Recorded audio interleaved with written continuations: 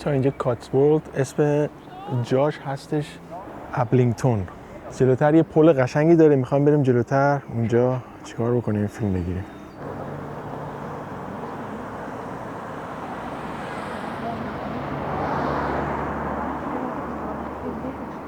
چه خونه‌های ویلیجی.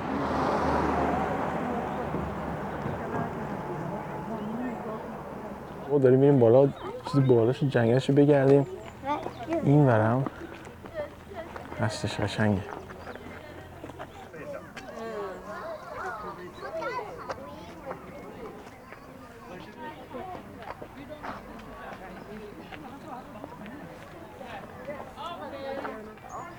بچه آبش تمیزه.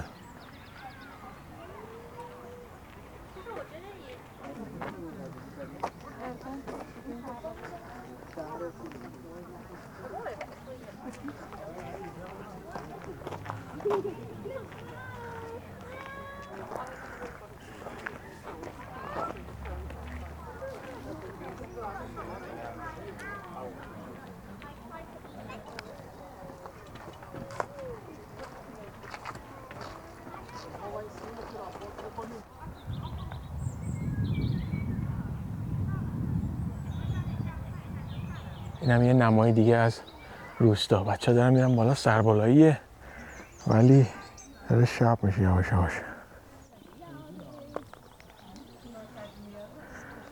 این هم یه نمای دیگه از کاتسورلد.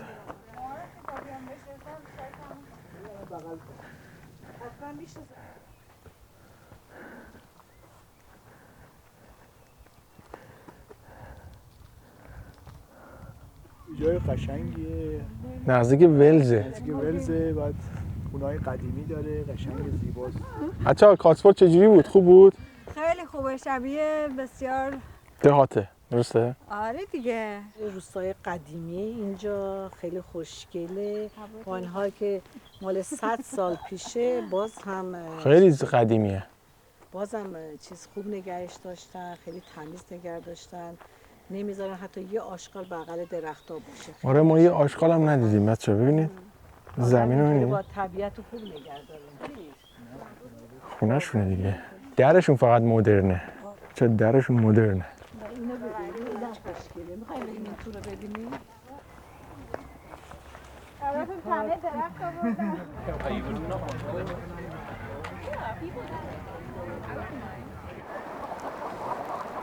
شنا کنیم الان، خودشون الان بکنن.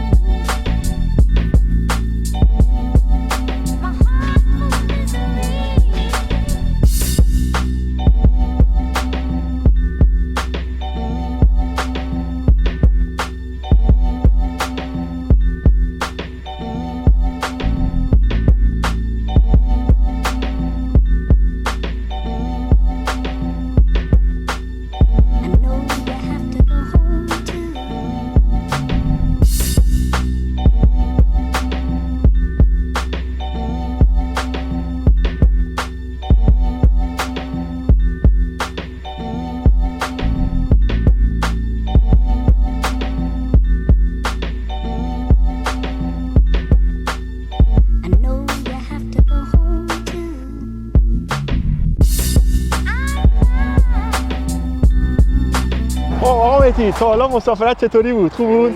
یه رود تریپ کوچیک رفتیم بچه‌ها. رفتیم طرفای ایستر هستش، اومدیم یه حالی بکنیم، ولی همه لندها پرایوت هستش. اینجا واسطیم یه چایی بخوریم، بچه‌ها دارن چای میخورن. اینم مزرعه شخصی هست. خیلی خیلی خالیه. I love you PMC. I love you.